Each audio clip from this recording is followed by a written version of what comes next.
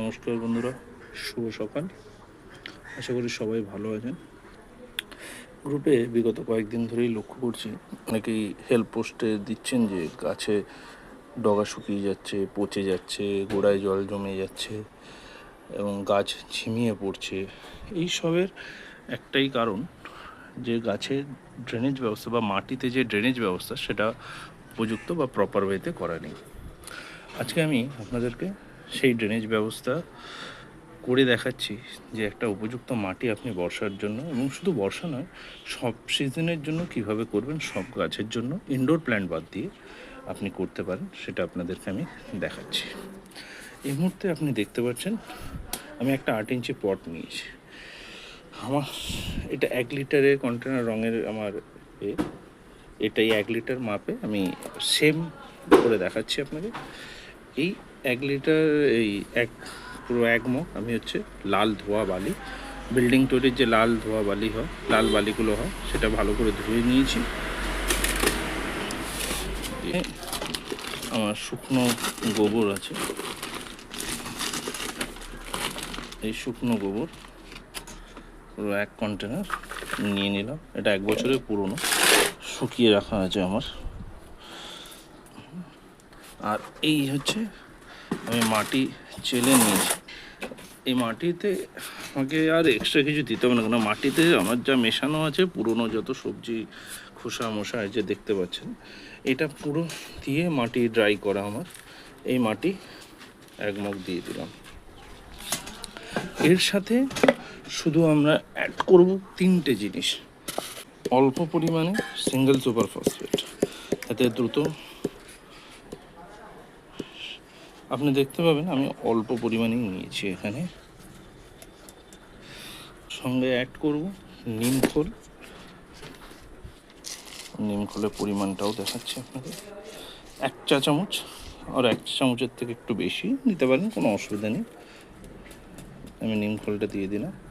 হ্যাঁ, আর অবশ্যই গাছের ওভারঅল গ্রোথ, দ্রুত শিকড় বৃদ্ধি এবং ভালো ফুল ও ফলের জন্য কিছুটা পরিমাণ জিয়ার দানা,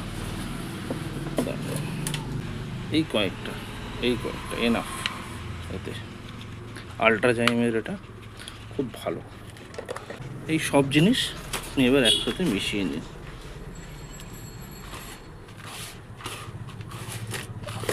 মাটিটা আমি ভালো করে মিশিয়ে নিয়েছি, আপনারা দেখতে পাচ্ছেন।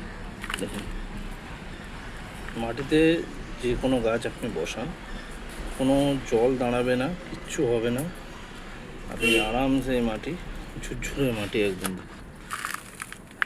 কিচ্ছু হবে না। এই মাটিতে দারুণ হবে গাছ। আপনাদেরকে একটা গাছ বসিয়ে দেখাচ্ছি। এটা আমাকে একজন দাদা নীল টগর গিফট করেছেন। এটা আমি এই 8 ইঞ্চি টবে বসাবো। অলরেডি কলামকুচি দিয়ে রেডি করা আছে, আমি দেখি আপনাকে বসাচ্ছি। দাঁড়ান। গাছ বসানোর সময় ভালো করে মাটি চেপে দেবেন, যাতে কোনো বাতাস চলাচল না থাকে, বাতাস না থেকে যাবে, তো তাহলে শিকড়ে ফাঙ্গাস লেগে যাওয়ার একটা সম্ভাবনা থাকে। এই গাছটি আমি টপ থেকে বের করে নিয়েছি। গাছটি ঠিক আমি এরকম মাঝামাঝি জায়গায় রেখে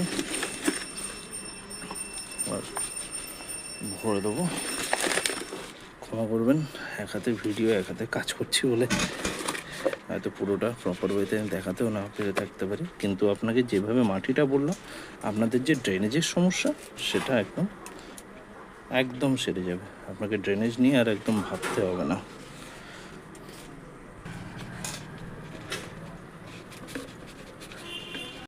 দেখতেই পাচ্ছেন পুরো টপটা আমি মাটি দিয়ে ভরে দিলাম।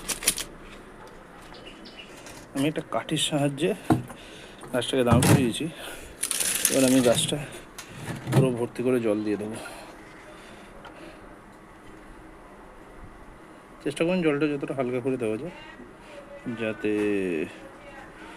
মাটি না হয়। পর হলেও অসুবিধা নেই, পরে আপনি রোজ একটু জল দেবো। একটু জলটা নাবুক, আপনারা তাহলে বুঝতে পারবেন যে আমার মাটি প্রিপারেশন ঠিক আছে।